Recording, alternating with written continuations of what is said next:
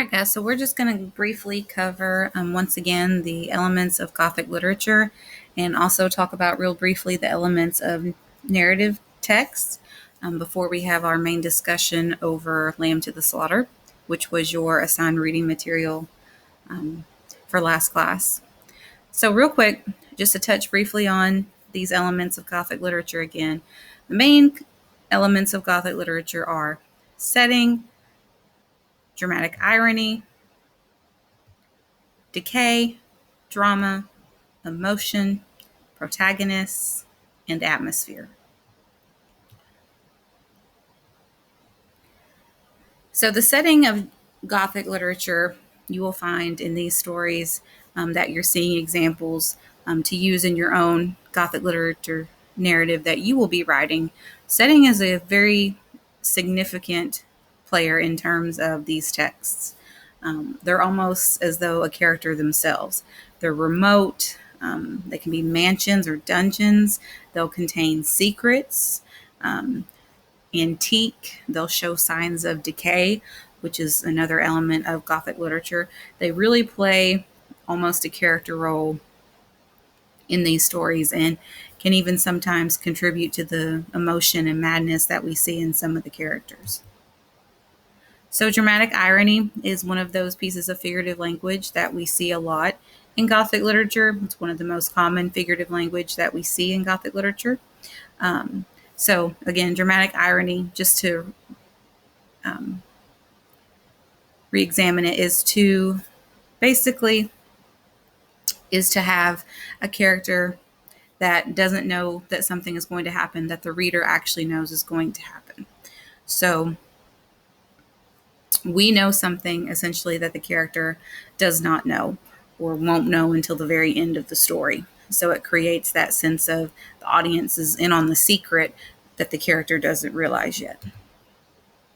Decay, I would say decay is one of the biggest and most contributing elements of Gothic literature. Decay summarizes Gothic literature as a whole. The characters are decaying, the setting is decaying, the emotions, the rules, the plot sometimes feels like it's decaying. You have these great families, these buildings, these individuals who are just falling apart. They've peaked, but they've fallen from grace. They might be losing their minds. They might be committing an atrocity or a heinous act, but there is always a sense of decay. Now, in some Gothic literature stories, such as with Lamb to Slaughter, we're not going to see a setting that is this traditional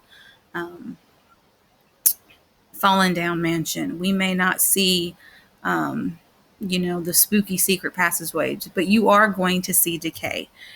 And you're also going to see drama. You're going to see emotions, murder, kidnappings, people going insane, or tragic illness. I think a lot of students are confused with Gothic literature that it has to take place in like these ancient castle settings with these very proper characters, such as the stories that you see with Edgar Allan Poe. But as we saw with Roald Dahl's Lamb to the Slaughter, it can be much more modern. These characters can be modern and still have the elements necessary to be considered Gothic literature. Again, emotions, fear, rage, passion, suffering. Your protagonists feel alone, or they may do something heinous. Okay, and then your atmosphere. There's going to be a sense of horror, dread, and mystery.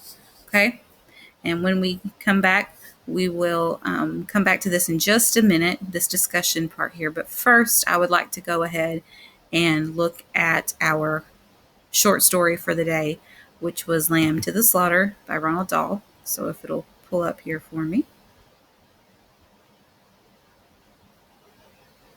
Okay.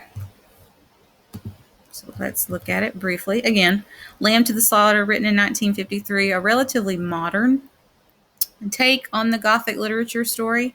Again, doesn't take place in a creepy castle, doesn't take place in a long ago forgotten manor. It's a modern apartment, a modern home with a wife and a husband who interact and have this interaction that is definitely considered Gothic literature.